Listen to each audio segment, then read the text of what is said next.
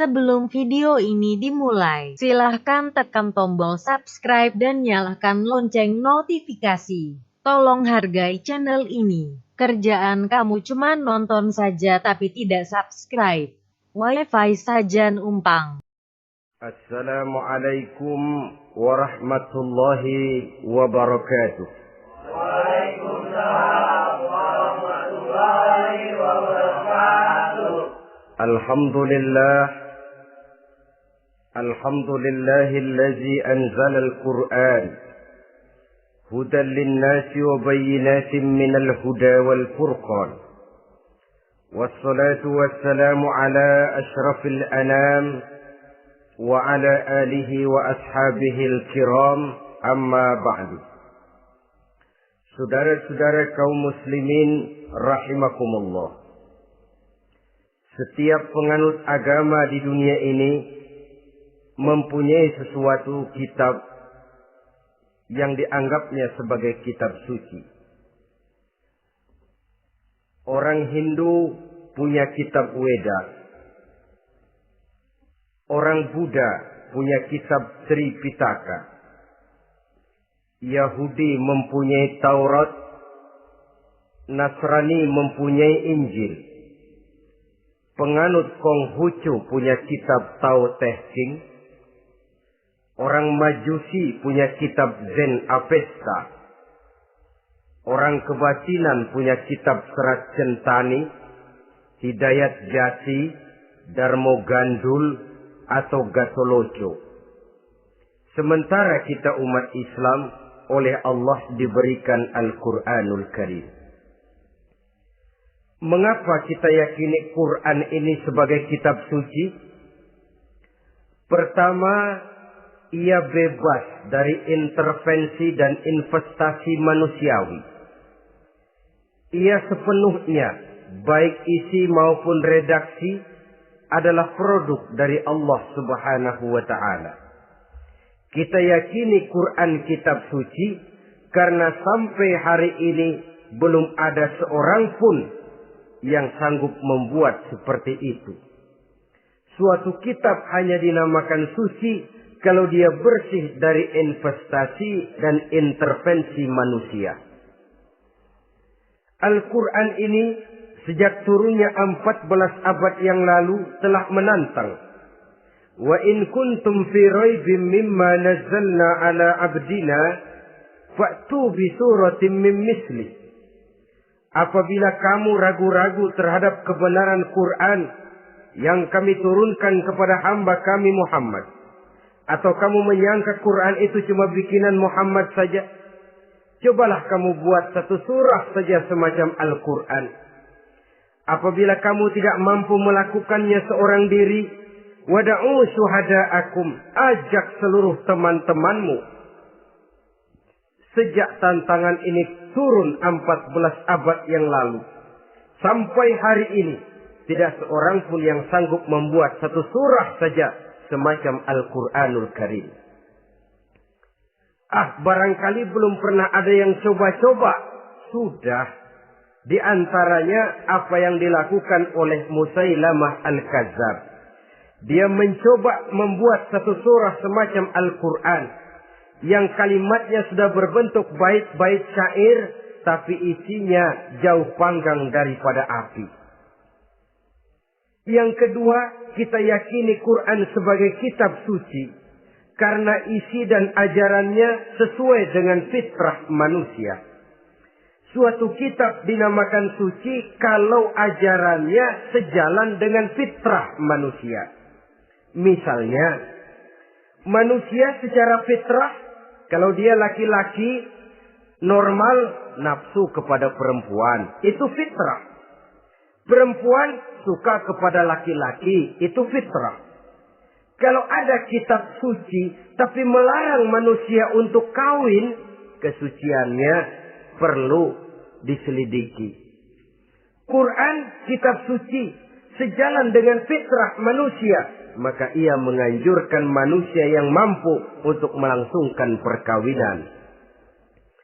Contoh lain, secara fitrah manusia perlu makan. Kalau ada kitab suci yang melarang manusia puasa saja siang malam terus menerus, itu kan sama juga nyuruh orang mati. Quran sesuai dengan fitrah manusia. Maka dalam Islam puasa wisol, puasa ngableng apa itu istilahnya, puasa nyambung dari pagi sampai sore sampai malam sampai pagi lagi puasa terus, bukan saja tidak boleh, malah haram hukumnya. Kenapa? Itu bertentangan dengan fitrah manusia. Yang ketiga, kita yakini Quran sebagai kitab suci karena isinya tidak kontroversial. Isinya tidak saling bertentangan satu sama lain. Di ayat manapun Quran mengajarkan Allah itu Esa. Satu kali dia berkata haram, dia akan tetap berkata haram. Isinya tidak kontroversial. Sebab kalau ada kitab suci, di satu pihak mengajarkan Tuhan Esa, di lain ayat mengajarkan Tuhan 3, di lain ayat lagi mengajarkan Tuhan 4, kitab kacau namanya. Bagaimana suatu kitab bernama suci kalau isinya kontroversial satu dengan lainnya? Dari 3 kriteria inilah kita yakini Quran sebagai kitab suci. Masalah yang akan kita bicarakan pada pertemuan kita kali ini, bagaimana sikap kita terhadap Al-Quranul Karim sebagai kitab suci. Berangkat dari sebuah hadis di mana Rasulullah Sallallahu Alaihi Wasallam pernah memberikan tawaran. Beliau bersabda, "Man ja'ala al-Qur'ana amamahu qadahu ilal jannah, wa man ja'ala al-Qur'ana khalfahu saqahu ilan nar." Siapa yang menjadikan Quran sebagai imam, maka Quran akan membimbing dia ke dalam surga. Tetapi siapa yang menjadikan Quran sebagai makmum, maka Quran akan mendorong dia ke dalam neraka. Pilihan terserah kita. Siapa yang menjadikan Quran sebagai imam, ditempatkannya Al-Quran di depan, dia ikuti petunjuk dan ajaran Al-Quran, maka Quran akan membimbing dia ke surga. Surga dunia, lebih-lebih lagi surga akhirat. Tetapi sebaliknya, siapa yang menempatkan Quran di belakangnya, dia belakangi Al-Quran, dia belakangi perintah dan ajaran-ajaran Al-Quran, dia perturutkan hawa nafsunya dalam kehidupan ini, maka Quran akan mendorong dia ke dalam neraka. Ya, neraka dunia, lebih-lebih lagi neraka akhirat. Pilihan terserah kita. Saya mau tanya, kira-kira Quran dalam hidup kita jadi imam apa jadi makmum? Imam apa makmum? Kalau Quran jadi imam, artinya kita umat Islam jadi makmum.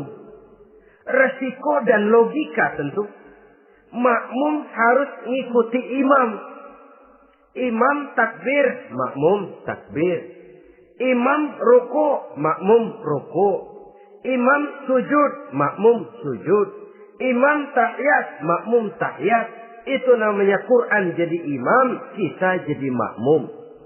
Artinya dalam terjemahannya pada kehidupan, kalau merah kata Quran, merah kita kata. Hijau kata Quran, hijau kita bilang. Ke barat kata Quran, ke barat kita pergi. Ke timur kata Quran, ke timur kita berangkat. Halal kata Quran, halal kata kita. Haram kata Quran, haram kita bilang. Itu Quran imam, kita makmum. Nyatanya kadang-kadang kontras. Nyatanya kadang-kadang paradok. Merah kata Quran, hijau dong kata kita. Halal kata Quran, remeng-remeng kata kita. Ke barat kata Quran, ke timur kita pergi. Dalam praktek kita mau jadi makmum, Quran kita suruh jadi imam. Kita sesuaikan Quran dengan selera kita. Mana-mana ayat yang menguntungkan, mana ayat yang sesuai dengan mau kita, itu yang kita baca kuat-kuat. Itu yang kita canangkan ke tengah masyarakat ramai. Tapi manakala Quran itu bertentangan dengan nafsu kita, bertentangan dengan gaya dan kepribadian kita, kita umpetin itu Quran. Kalau kita cuma umpetin lumayan. Kadang-kadang kita tuduh Quran ketinggalan zaman. Kita anggap Quran tidak relevan lagi dengan situasi dan kondisi. Kalau sudah begitu, sudah menyeberang terlalu jauh namanya. Saudara-saudara kaum muslimin rahimakumullah. Inilah makna hadis Nabi yang diriwayatkan dari Imam Ali bin Abi Thalib, bersabda Rasul, "Man qara'al Qur'ana fastazharahu fa ahalla halalahu wa harrama haramahu adkhalahul jannah." Barang siapa yang membaca Al-Quran lalu memperhatikannya, kemudian menghalalkan yang halal dan mengharamkan yang haram, maka Allah akan memasukkan orang itu ke dalam surga. Ya surga dunia, ya surga akhirat. Apabila kita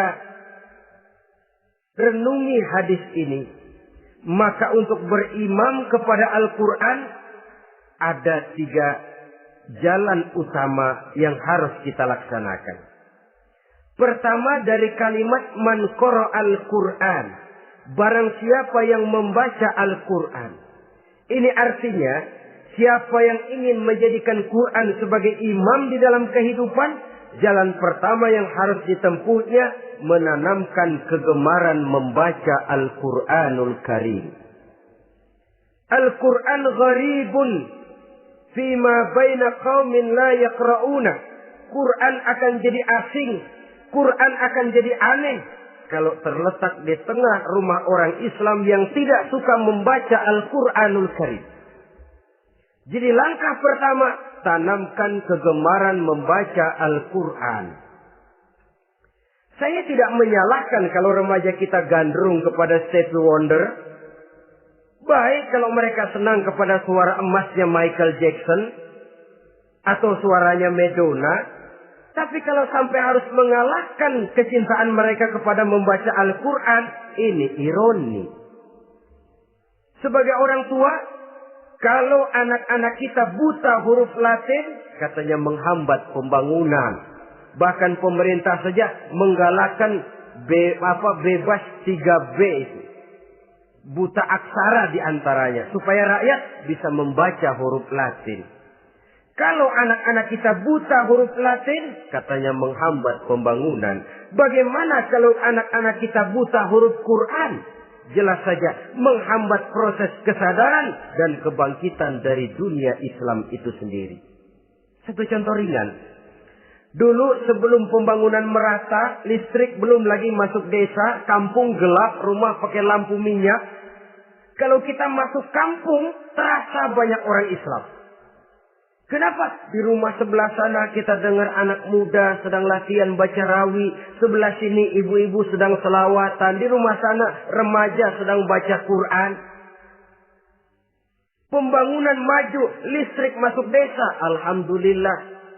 Tapi apa yang kemudian terjadi? Proses pergeseran nilai. Setelah listrik masuk desa, radio main kenceng-kencengan. Televisi main gede-gedean. Baca Quran sudah barang aneh, langka. Tengoklah sekarang kalau kita masuk kampung, ada yang remaja sedang baca Quran. Rasanya kok aneh, nggak umum. Sesuatu yang baik malah menjadi nilai-nilai keanehan. Saudara-saudara kaum muslimin rahimakumullah, tanamkan kegemaran membaca. Dalam satu hadis Nabi pesan, nawiru buyutakum bitilawatil Quran. Sinari rumah tanggamu dengan bacaan Quran. Sebab listrik ini cuma bisa menerangi gelap, tapi tidak akan sanggup menerangi hati manusia.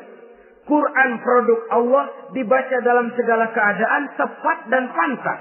Lihat saja, orang sedih baca Quran, terhibur. Orang gembira baca Quran, tidak lupa diri. Di rumah mewah ada yang baca Quran, bagus. Di gubuk reot di pinggir kali ada yang baca Quran, cocok. Orang kawin dibacakan Quran, bagus. Orang mati dibacakan Quran, tidak jelek. Dalam segala keadaan, in all season, bahasa kerennya, dia pantas dibaca. Saudara-saudara, bahkan orang sakit gigi pun kalau dengar baca Quran tidak marah. Coba lihat. Dia senang benar lagu Michael Jackson, tapi giliran sakit gigi, coba setelin lagu Michael Jackson. Kalau nggak mencah-mencah, kamu gila apa nggak tahu saya lagi sakit gigi? Tapi coba bacakan Quran, dia pasti tidak marah. Begitu besar daya pengaruhnya. Bahkan Abu Jahal sama Abu Lahab pernah rapat. Kata Abu Jahal sama Abu Lahab, Mas Lahab, gini loh Mas. Kenapa? Ini saya pikir-pikir salah satu yang menyebabkan kenapa saudara kita banyak ikut ajaran Muhammad. Mereka kalau sudah dengar bacaan Quran terpesona. Jadi kita blokir saja. Caranya gimana? Kasih pengumuman kepada Quraisy, jangan sekali-kali mau dengerin Muhammad baca Quran. Kamu juga jangan. Dan kamu, saya pun begitu. Mari kita janji, tidak mau dengar bacaan Quran. Salaman. Pulang ke rumah masing-masing. Dapat 1 hari tahan, 2 hari bertahan, 3 hari, seminggu ke atas. Abu Jahal mulai ada semacam rindu. Kangen pengen dengar ayat Quran. Karena secara pribadi dia mengakui keindahan gaya bahasanya jauh lebih tinggi dari kemampuan penyair Quraisy. Isi ajarannya sangat dalam dan menyentuh segi-segi kehidupan manusia. Nggak tahan Abu Jahal kayak dikin-dikin hatinya. Keluar rumah mindik-mindik, umpet-ngumpet. Ngempet di rumah Nabi. Pengen dengar Nabi baca Quran. Rupanya Abu Lahab sama. Pikir Abu Jahal, Abu Lahab nggak bakalan keluar. Abu Lahab berpikir, Jahal pasti di rumah. Dua-duanya bareng berangkat ke rumah Nabi. Cuma yang satu dari sebelah barat, yang satu dari sebelah timur. Ngempet, ketemu di sudut, sama-sama kaget. Jahal, loh kamu Lahab? Iya, kamu ngapain? Lah kamu ngapain? Akhirnya sama-sama malu. Sama-sama tidak bisa menahan diri. Akhirnya sama-sama ngakuin. Bagaimanapun kita harus akui bahwa Al-Quran ini mengandung daya pesona yang sangat luar biasa. Itu dari segi bacaan. Belum lagi dari segi ajaran. Belum lagi dari segi isi. Tanamkan kegemaran membaca Al-Quran. Sampai-sampai Nabi katakan, Innal ladzi laisa fi jawfihi syai'un minal Quran kal baitil kharib. Orang yang dari tenggorokannya belum pernah keluar ayat Quran barang sepotong pun, belum pernah ngaji barang seayat pun, itu orang kata Nabi kal baitil kharib, kayak rumah kosong. Rumah kan kalau kosong biar bagus, mewah, besar, perabotannya lengkap. Kalau kosong angker. Setan kuntilanak memedi, betah benar di situ. Saudara-saudara kaum muslimin rahimakumullah. Dalam satu percontohan Nabi mengatakan begini.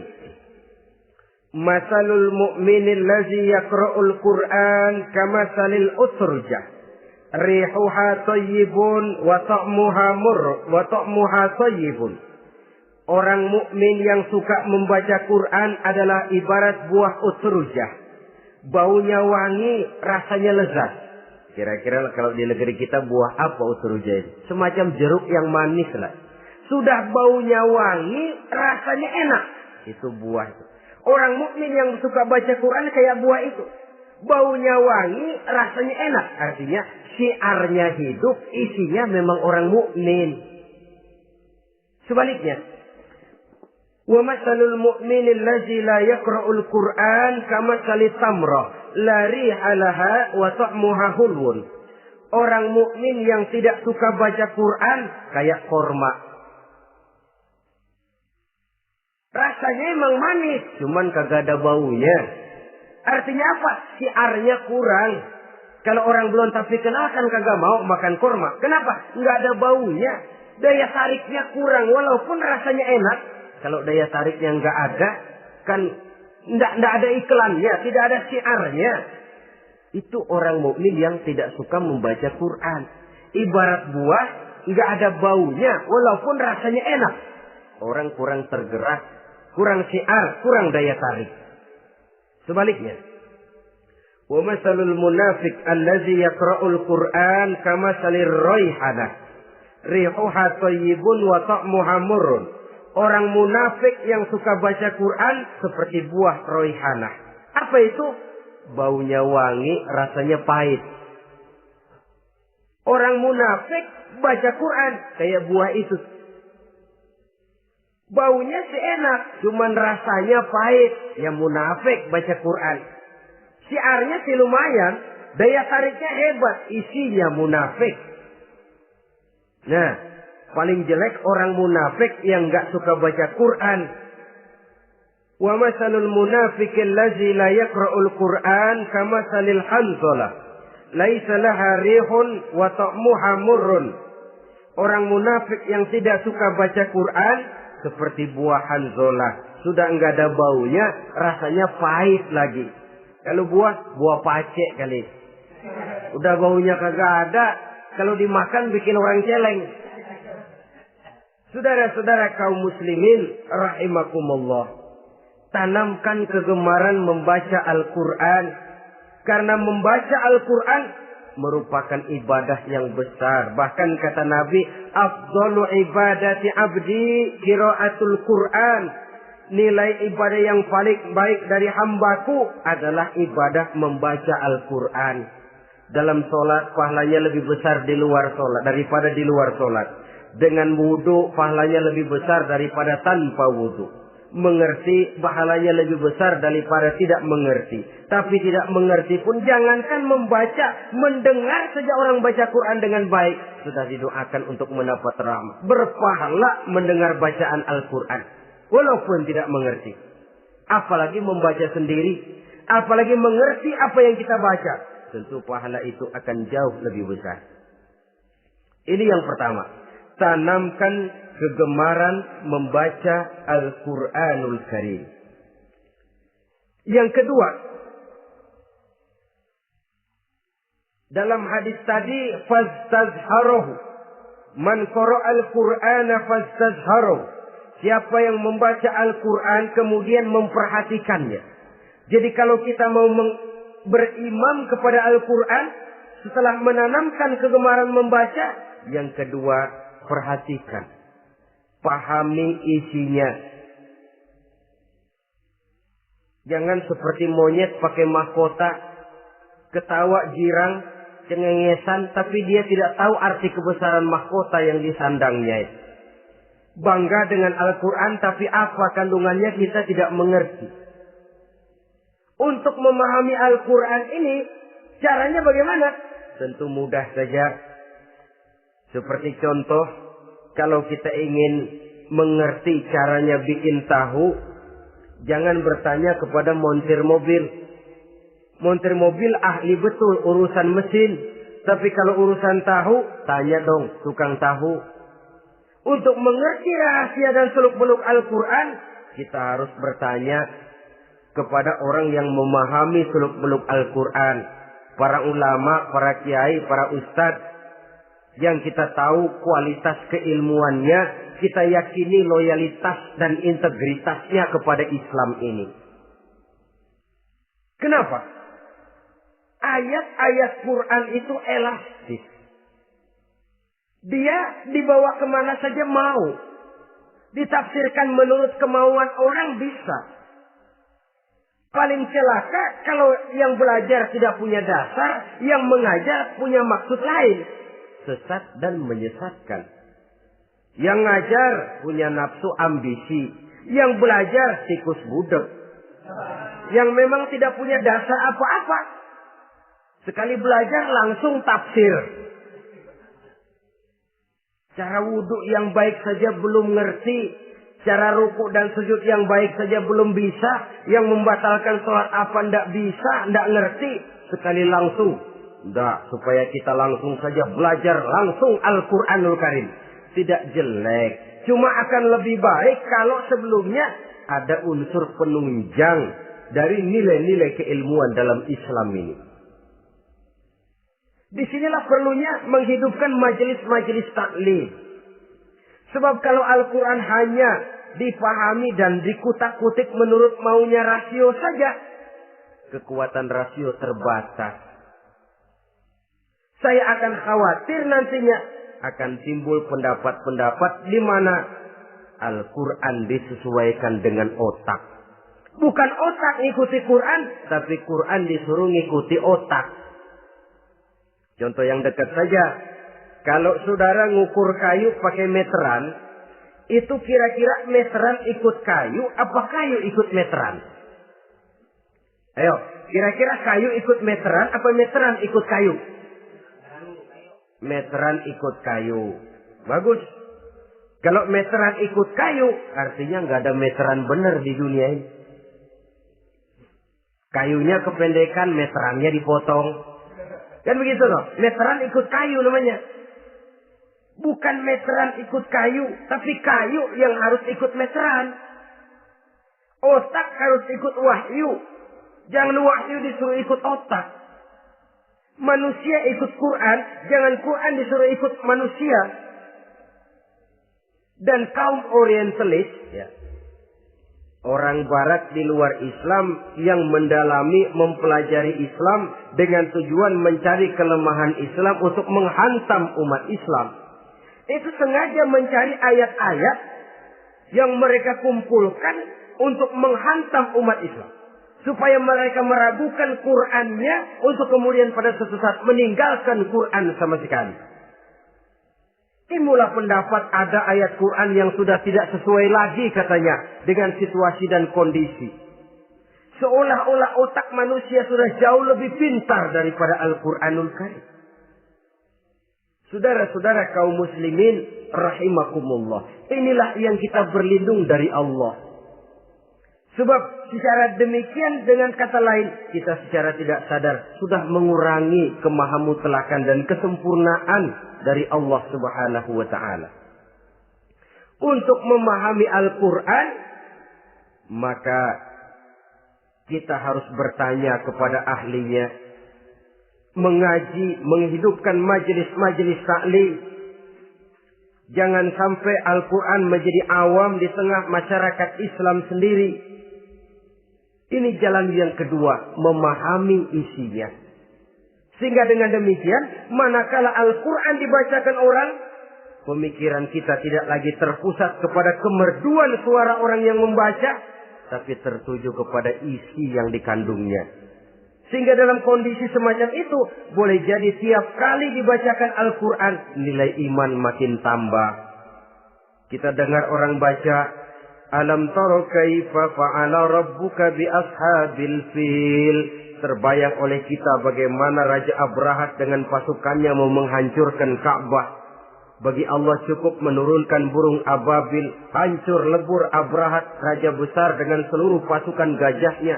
Berantakan dibuatnya cuma dengan burung ababil. Allah maha besar, Allah maha kuasa. Tambah iman. Kalau tidak, ya seperti yang banyak terjadi. Quran menceritakan azab, kita malah kesenangan. Walakum azabun alim. Kamu akan mendapat azab yang pedih. Kita teriak di pojokan, toyib, toyib. Allah, alhamdulillah. Digambarkan azab malah baik-baik. Bahwa kita suka, kita gemar kepada bacaan Quran dengan suara yang merdu, alhamdulillah. Akan lebih baik lagi kalau kita mengerti apa yang dibacanya. Sebab perintah membaca tersirat makna perintah untuk memahami. Perintah memahami tersirat makna untuk mengamalkan. Dengan kata lain, kita hanya bisa mengamalkan Quran dengan baik kalau kita mengerti isinya. Kita hanya bisa mengerti isinya kalau kita rajin membacanya. Baik membaca yang tersirat, baik membaca yang tersurat dengan petunjuk para alim ulama, para kiai, dan orang-orang yang ahli di bidang itu. Saudara-saudara kaum muslimin rahimakumullah. Inilah jalan kedua. Upayakan memahami isinya. Hidupkan kajian-kajian agama. Hidupkan majelis-majelis taklim. Jangan sampai Al-Quran asing di hati kita sendiri. Jangan sampai kita awam terhadap makna kandungan dan ajaran Al-Quran. sementara kita yakini bahwa dialah yang akan bisa membimbing kita menuju kebahagiaan sejak dari dunia sampai ke akhirat nanti. Jalan ketiga untuk berimam kepada Al-Quran, setelah menanamkan kegemaran membaca, lalu berupaya memahami isinya, yang ketiga adalah mengamalkannya dalam kehidupan sesuai dengan kemampuan yang kita miliki. Quran tidak akan membawa berkah kalau ajaran yang terkandung di dalamnya kita baca, tapi kemudian kita injak-injak dalam praktek kehidupan. Quran mengatakan riba haram, tapi praktek kita dalam hidup malah senang betul kepada riba. Quran mengajarkan jagalah kesatuan persatuan dan ukhuwah Islamiyah. Praktek yang kita lakukan malah centang perenang, malah saling bertolak belakang, malah kadang menjegal kawan seiring, menggunting dalam lipatan, ramai kita dengan kita. Lalu kelemahan pun menjadi kenyataan di mana-mana. Quran sekali lagi tidak akan membawa berkah kalau yang kita baca kita injak-injak. Tentang pengamalan Al-Quran ini, Allah Subhanahu wa ta'ala mengklasifikasi manusia dalam firman-Nya. Tsumma awrasna al-kitaba allazina istafaina min ibadina. Kemudian kami wariskan Al-Quran ini kepada hamba-hamba kami yang kami pilih. Ya Allah, coba saja kita lihat ayat ini. Quran kitab pilihan.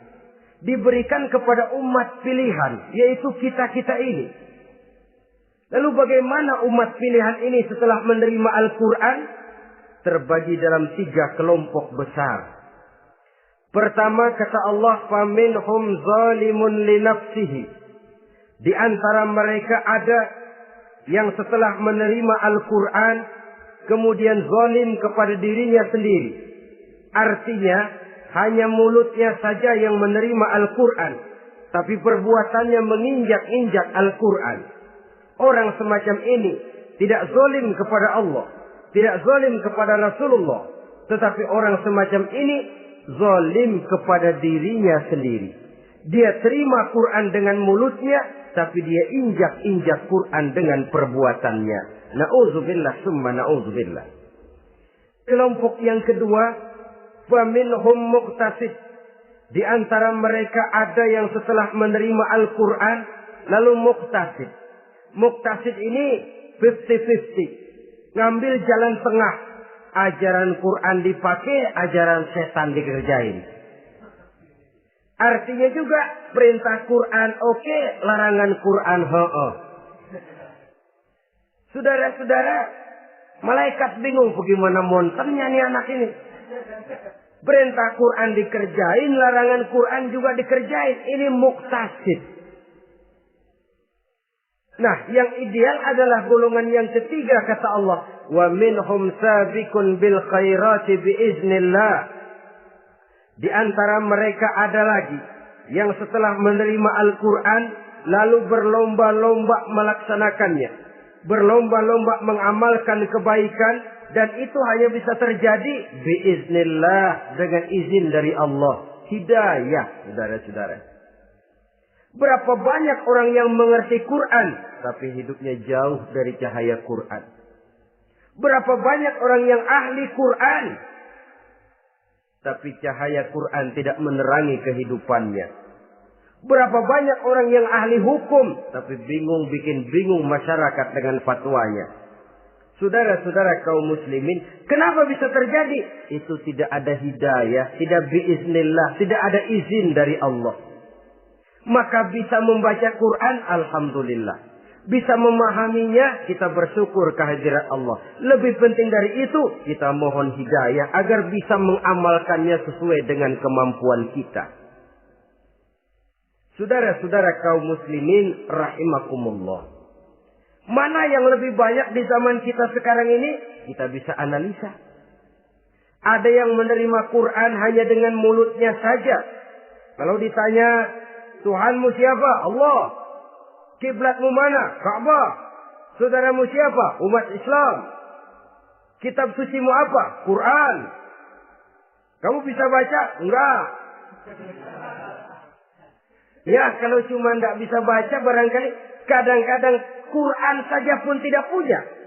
Ini yang ironi, ini yang menyedihkan. Saudara-saudara kaum muslimin rahimakumullah. Tanpa melaksanakan konsepsi Al-Quran di dalam kehidupan, maka kesenangan kita membacanya, pengertian kita tentang Al-Quran, barangkali tidak akan bisa berbuat terlalu banyak di dalam kehidupan.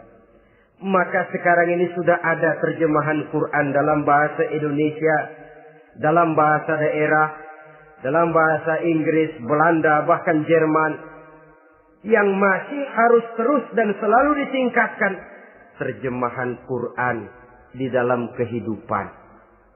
Dengan kata lain, kita umat Islam menunggal dengan Quran kita.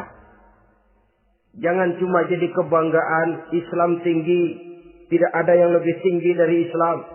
Quran kitab suci, tidak ada yang bisa menandinginya. Qurannya, tapi umatnya, kadang-kadang kita ini jauh panggang daripada api. Kita bersyukur musabaqah tilawatil Quran dihidupkan dengan biaya bermiliar rupiah. Sejak dari tingkat kelurahan, kecamatan, wali kota, provinsi, sampai kepada tingkat nasional. Untuk menanamkan kegemaran membaca Quran. Setelah itu, hendaknya diadakan peningkatan dengan upaya memahaminya. Sehingga pada suatu saat, boleh kita adakan musabaqah pengamalan Quran.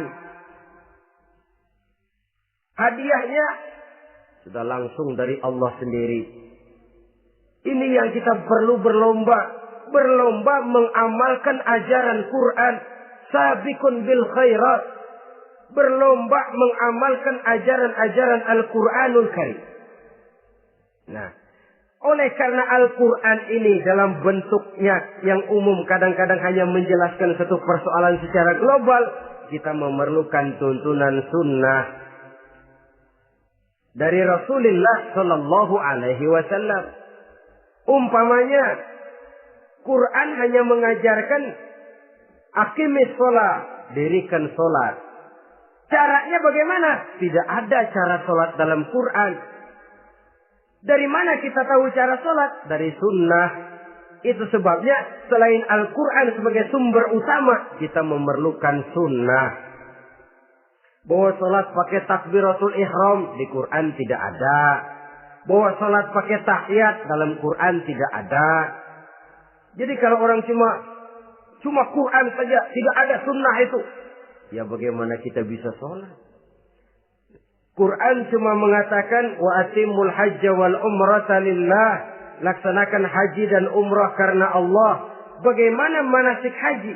Bagaimana cara sa'i? Bagaimana cara wukuf? Bagaimana cara melontar? Tidak ada dalam Quran. Yang memuat itu tidak lain sunnah. Untuk memahami Quran dan sunnah ini, kita memerlukan orang yang menguasai Quran dan sunnah. Oleh karena itu, kita perlu petunjuk kepada para ulama. Itu sebabnya Quran sendiri mengatakan, wa in tanaza'tum fi syai'in farudduhu ila Allahi wa rasulih. Apabila kamu berbeda pendapat tentang suatu persoalan, kembalikan kepada Allah dan Rasulnya. Kembalikan kepada Allah artinya kembalikan kepada Quran. Kembalikan kepada Rasul maksudnya kembalikan kepada sunnah. Siapa yang mengerti Quran dan sunnah? Para ulama yang kualitas ilmunya kita yakini, loyalitas dan kredibilitas serta integritas keislamannya bisa menjadi panutan. Saudara-saudara kaum muslimin rahimakumullah. Dengan demikian, kalau orang berkata, langsung saja memahami Quran. Sekarang kan sudah banyak terjemahannya. Tidak usah lewat ulama-ulamaan. Saya tidak mencela, cuma agak mengkhawatirkan. Kalau dia memahami Quran cuma sekedar lewat terjemahannya saja, sangat mungkin jadi dia bisa salah paham. Kita memerlukan bantuan sunnah. Kita memerlukan petunjuk para ulama yang menguasai di bidang itu. Kembalikan kepada Quran dan sunnah. Artinya bertanya kepada orang yang memahami Quran dan sunnah. Loh, dengan begitu kan akan terjadi perbedaan pendapat. Perbedaan pendapat sesuatu yang halal sepanjang tidak menyebabkan kita berpecah belah. Halal berbeda pendapat. Asal diletakkan pada proporsinya. Apalagi kalau perbedaan pendapat itu cuma masalah teknis, bukan masalah prinsip. Kenapa tidak pulang saja kepada tuntunan Quran? Lana a'maluna walakum a'malukum. Kami akan mengamalkan amalan yang kami yakini benarnya. Saudara persilahkan mengamalkan amalan yang saudara yakini benarnya. Sama-sama punya alasan, sama-sama punya dalil. Tidak usah saling menyalahkan. Tidak usah saling mengklaim, merasa yang paling benar, orang lain salah semua. Kemukakan argumen, jangan sentimen. Harus dengan semangat mencari kebenaran, bukan untuk mencapai kemenangan. Kalau sentimen lebih penting dari argumen. Kalau kemenangan lebih diutamakan dari mencari kebenaran. Yang berlaku kadang-kadang gengsi. Kalau sudah gengsi, yang bicara emosi. Kalau sudah emosi, istilah kita di kampung, ngambek. Gedean ilmunya sama ambeknya. Kadang-kadang, saya kalau nggak jadi imam, nggak mau sembahyang di situ. Kalau nggak jadi imam, orang lain dianggapnya kagak sah sembayangnya. Pokoknya kalau nggak ngaji sama saya, Islamnya kurang benar. Mengklaim. Perbedaan pendapat wajar, halal, asal tidak menyebabkan kita berpecah belah. Dan sewajarnya kita lebih berusaha mencari titik pertemuan, memperbesar persamaan, dan bukan mengutak-utik perbedaan. Kadang-kadang inilah penyakit kita nih. Satu kunut, satu tidak sembahyang subuhnya. Bisa RT. Satu usoli, satu tidak. Bisa RW. Satu azan sekali Jumatan, satu dua kali. Bikin masjid lagi. Kenapa bukan persamaannya yang dicari? Kenapa justru perbedaannya yang diperbesar? Yang masalah macam ini sampai kiamat tidak pernah selesai. Kan lebih baik kalau kita ditanya orang, Pak, sholat subuh itu pakai kunut apa tidak sih? Kalau saya pakai.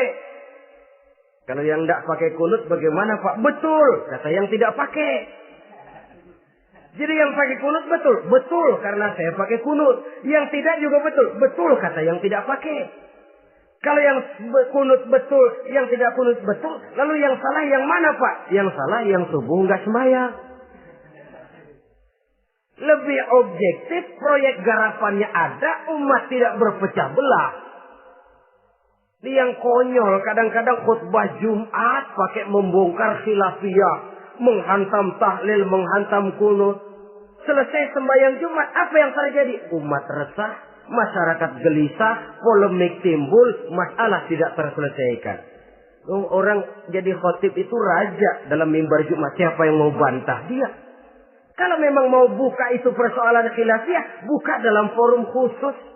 Adakan pengajian, jelaskan masalahnya secara luas, mendasar. Jangan mengklaim dan memponis. Berikan kebebasan kepada umat untuk menilai masalahnya selesai. Yang tidak puas bisa bertanya. Saudara-saudara,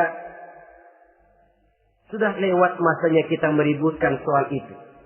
Sudah datang waktunya di mana kita lebih mementingkan dan membicarakan masalah-masalah yang lebih mendesak dihadapi oleh umat. Kemiskinan misalnya, kebodohan misalnya, keterbelakangan umpamanya, peluang untuk mendapatkan pendidikan yang layak bagi anak-anak kita yang berotak cerdas tapi tidak punya kemampuan ekonomi umpamanya. Itu akan lebih objektif ketimbang kita membicarakan masalah-masalah yang sampai kiamat tidak akan pernah selesai.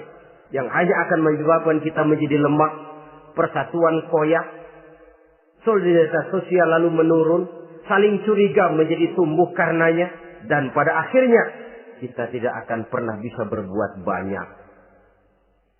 Untung kalau tidak menjadi tertawaan bagi orang yang berdiri di luar pagar. Saudara-saudara kaum muslimin rahimakumullah. Sekali lagi, Al-Quran tidak akan membawa berkah kalau yang kita baca, kita injak-injak. Oleh karenanya, untuk berimam kepada Quran ini, sekali lagi pertama, tanamkan kegemaran membaca.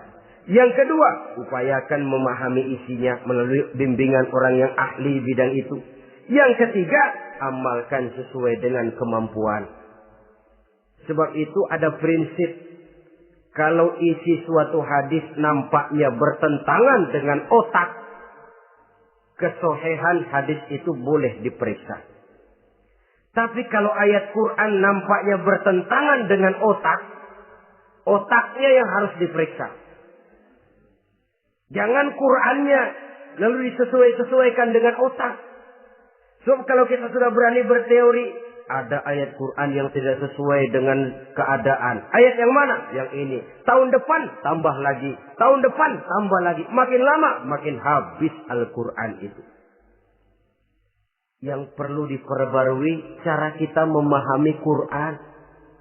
Bukan dengan mengemukakan teori ayat Quran kehilangan relevansi. Cara kita memahami barangkali yang kurang relevan.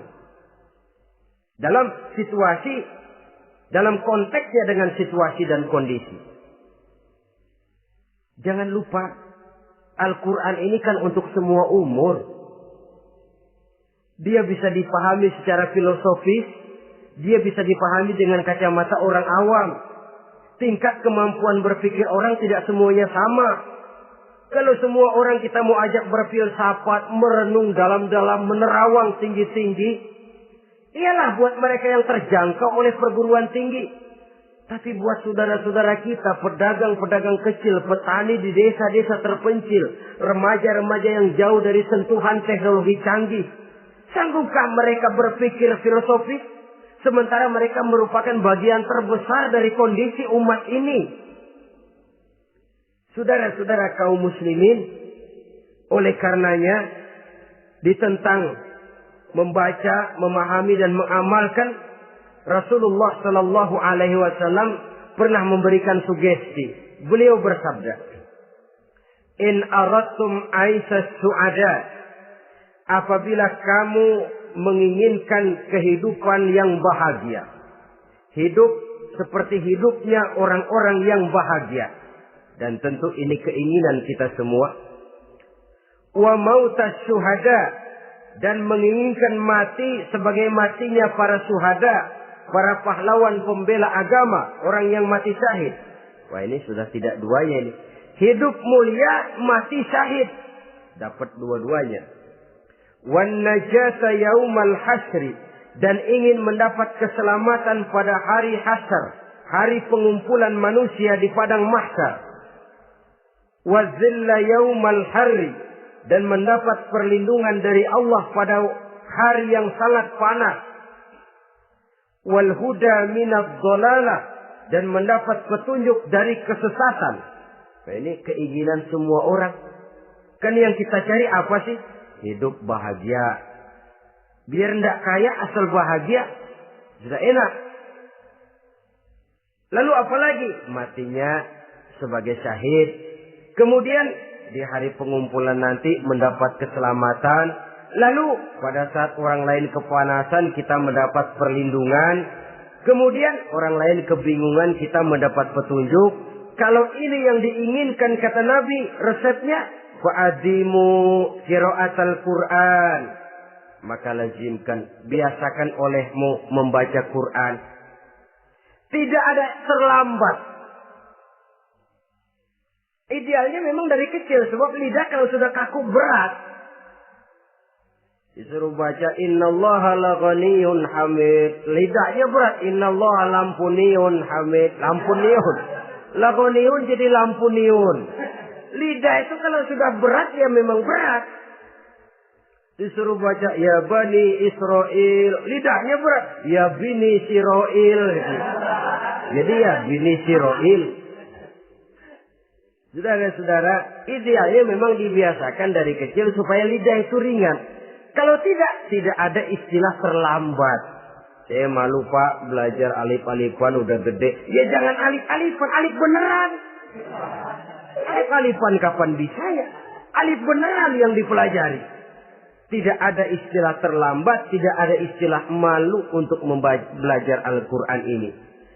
Saudara-saudara kaum muslimin rahimakumullah. Ini sugesti untuk menanamkan kegemaran membaca. Lalu sugesti untuk memahaminya, tentu banyak ayat, banyak hadis. Mengapa tidak di antara kamu sekelompok orang yang berangkat untuk memperdalam, memahami agama? Falaula nafaro min kulli firqatin minhum ta'ifatun liyatafaqahu fid din. Di tengah kelompok orang yang berangkat belajar teknologi canggih, di tengah grup orang yang mendalami ekonomi, di tengah kelompok orang yang membidangi hukum, di tengah kelompok orang yang sibuk meneliti ilmu-ilmu kedokteran, mengapa tidak ada kelompok orang yang secara takhasus liyatafaqahu fid din, mendalami agama ini, mendalami Quran ini, harus ada. Lalu sugesti untuk mengamalkan Al-Quran kelihatan dari peringatan Allah yang kita bisa temukan pada surah Toha ayat 124 sampai dengan 127. Wa man a'rada an zikri, barang siapa yang berpaling dari peringatanku, kata Allah. Barang siapa yang berpaling dari Al-Quran ini, dia terima Al-Quran, dia imani Quran, tapi dia berpaling dari ajarannya, dia injak-injak apa yang seharusnya dia amalkan, dia perturutkan hawa nafsunya, maka kata Allah, fa inna lahu ma'isyatan dhanka, dia akan diberikan satu penghidupan yang sempit. Inna lillahi wa inna ilaihi raji'un. Diberikan hidup yang sempit. Kalau hidup sudah terasa sempit, bagaimanapun luasnya rumah, sempit. Kalau hidup sudah terasa sempit, bagaimanapun banyaknya harta, sumpek. Kalau sudah hidup ini terasa sempit, bagaimanapun luasnya pergaulan, tidak ada tempat kita bertanya, melarikan persoalan, membagi rasa. Siapa yang berpaling dari Quran, dia akan diberikan penghidupan yang sempit.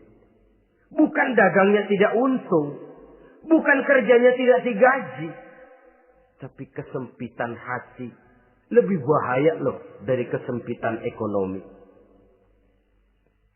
Itu di dunia. Di akhirat, wa nahsyuruhu yaumal qiyamati a'ma. Di akhirat nanti dia akan dikumpulkan oleh Allah dalam keadaan buta. Ya Allah, ya Rasul. Padahal ke akhirat kita baru tumben. Sekali ke akhirat buta. Masya Allah. Di tempat kita lahir saja, kalau tadinya kita melihat, tahu-tahu menjadi buta, kita bingung. Padahal jalan sudah pernah kita lihat, arah sudah pernah kita tahu. Bagaimana di padang mahsyar nanti? Kemana jalan yang akan ditempuh? Kepada siapa kita hendak bertanya? Mana teman, mana istri, mana anak? Buta pula kita. Satu kesengsaraan yang merupakan puncak kesengsaraan. Dikala itu orang yang semacam tadi protes. Rabbi, lima hasyartani a'ma wa qad kuntu basira. Wahai Allah, kenapa hari ini saya dikumpulkan dalam keadaan buta? Padahal ketika di dunia dulu saya melihat, saya menyaksikan gunung yang menjulang tinggi ke angkasa. Saya melihat lautan yang luas terhampar biru membentang. Saya saksikan luas tanah, sawah luas menguning. Saya saksikan keindahan alam. Di dunia saya melihat Allah. Kenapa sekarang saya dikumpulkan dalam keadaan begini? Protes dia, tidak terima dia. Allah jawab, kadzalika atatka ayatuna fanasisaha. Kata Allah, begitulah memang. Dahulunya waktu di dunia telah datang ayat-ayat kami kepadamu. Telah turun Al-Quran. Telah datang agama. Fanasisaha. Tapi kamu lupakan dia. Kamu lupakan Quran. Kamu lupakan Islam. Datang ayat, turun Quran, turun agama. Kamu belaga pilon. Kamu belaga enggak tahu. Wa kadzalikal yauma tunsa. Maka hari ini pun begitulah kamu dilupakan. Sebagaimana dulu waktu di dunia, kamu telah melupakan ayat-ayatku. Melupakan kitabku. Melupakan ajaran-ajaranku. Hari ini kamu pun dilupakan. Seolah-olah Tuhan cuma enggak bilang, Mereka protes, Tuhan, kenapa saya buta padahal di dunia saya ngelihat?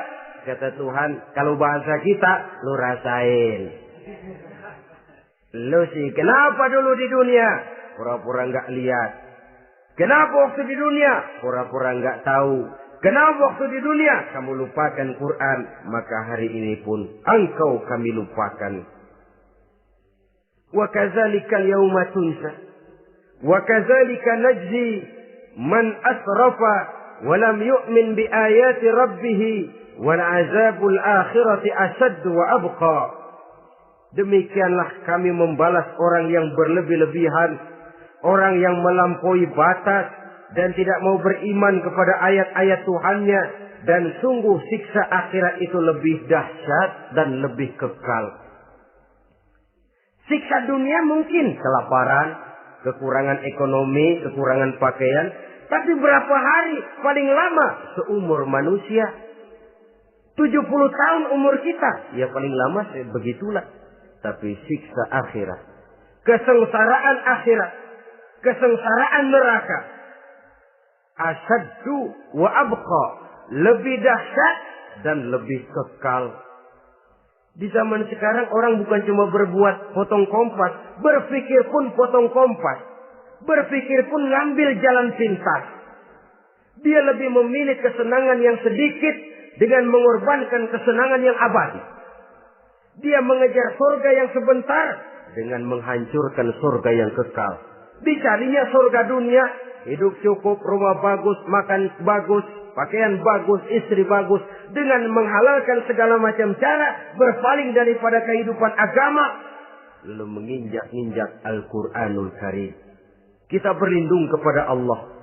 Jangan sampai dimasukkan dalam kelompok yang di akhirat nanti dibangkitkan dalam keadaan buta. Na'udzubillah summa na'udzubillah. Di sini kita terkesan dengan apa yang dikatakan Sayyid Muhammad Abduh. Al-Islam mahjubun bil muslimin. Kebesaran Islam kadang-kadang tertutup oleh tingkah laku umat Islam sendiri. Keluhuran dan kesempurnaan Al-Quran tertutup oleh kebodohan umat Islam. Sedangkan untuk mengungkapkan rahasia Al-Quran ini diperlukan keahlian yang kompleks. Saudara yang di Fakultas Teknik belajar teknologi, ungkap buka rahasia Quran di bidang teknologi. Saudara yang di bidang kedokteran, ungkap buka rahasia Al-Quran di bidang kedokteran. Saudara yang ahli geologi, pelajari struktur kulit bumi dengan mengungkap rahasia Al-Quran. Sehingga pengkajian kita tentang teknologi, pengkajian kita tentang angkasa luar, pengkajian kita tentang anatomi manusia akan berakhir kepada Subhanaka ma khalaqta hadza batila. Ya Allah, tidak satu pun yang Engkau ciptakan ini sia-sia. Perut bumi mengandung minyak, timah, kekayaan yang berharga untuk manusia. Mempelajari angkasa luar bisa memahami musim dan menyelamatkan manusia.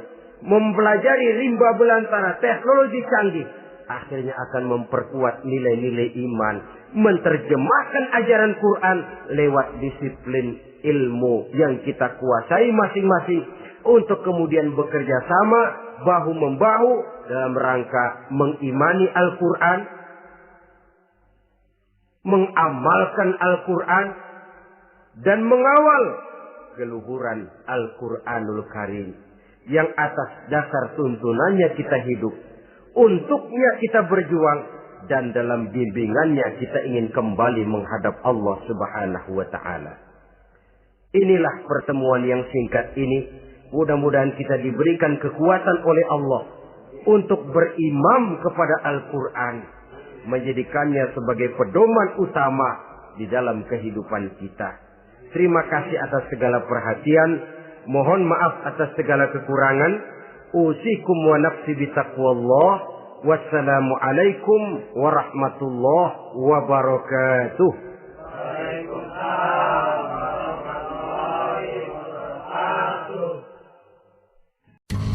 Ikhwan dan akhwat yang dirahmati